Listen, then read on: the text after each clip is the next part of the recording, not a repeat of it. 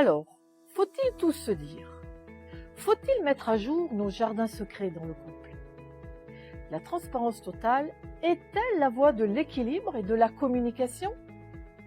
Je dirais d'emblée que prétendre à la transparence totale est un mythe à détruire, car il est de l'ordre du fantasme de complétude. De quoi je parle? Je parle d'un désir sous-jacent qui existe chez tout couple, certes plus ou moins prégnant au début de la vie conjugale.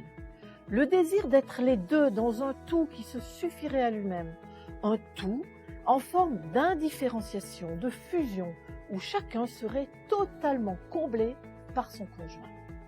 Or, pour optimiser la communication, chacun dans le couple doit non pas fusionner avec l'autre, mais se positionner comme distinct de l'autre, et à la bonne distance.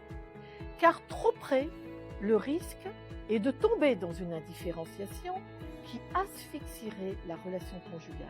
Et trop loin, un autre risque guette, celui de tomber dans l'indifférence. Être à la bonne distance en passerait donc pour chacun par reconnaître son propre espace intérieur, intime et privé, son jardin secret, ainsi qu'à reconnaître et à respecter l'espace de l'autre, sans intrusion ou contrôle de cet espace privé.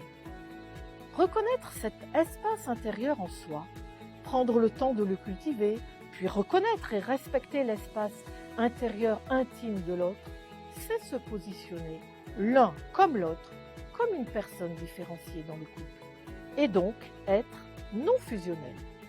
C'est comprendre que l'un n'est pas l'autre, mais qu'il y a l'un et l'autre, chacun avec ses propres désirs, ses propres besoins.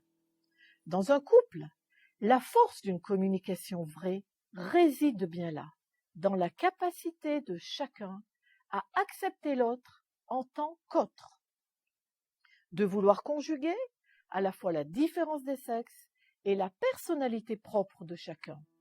Car faire couple, bien au-delà d'une relation à deux, c'est comme l'écrit Jacques Lacan, une relation de D'(EUX), c'est-à-dire une relation entre eux. N'y a-t-il pas là tout un apprentissage avec soi-même pour relever le défi d'une authentique communication? Par exemple, apprendre à savoir se taire pour attendre un meilleur moment, pour se parler, sans forcer son conjoint à nous écouter, lorsqu'il rentre peut-être fatigué de sa journée de travail.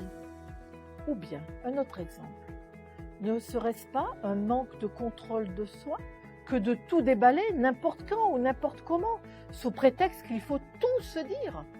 Ou bien encore, n'est-ce pas faire preuve de respect et d'amour pour son conjoint que de savoir respecter son silence et savoir attendre son temps à lui ou à elle pour se dire avec ses propres mots?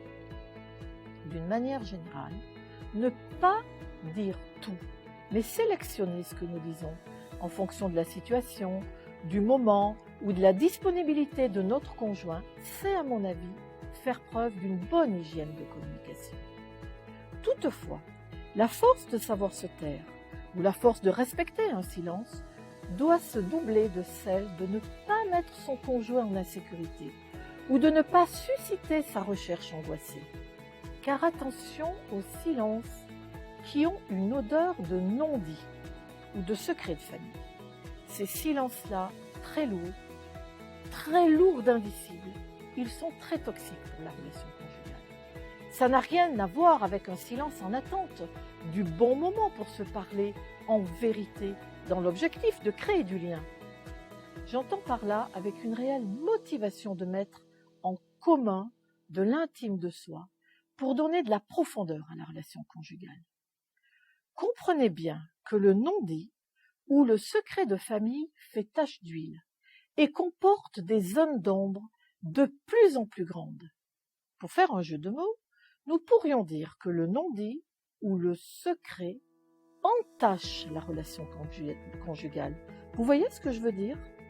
En effet, le propre du secret est de nous enfermer dans un non-dit toxique.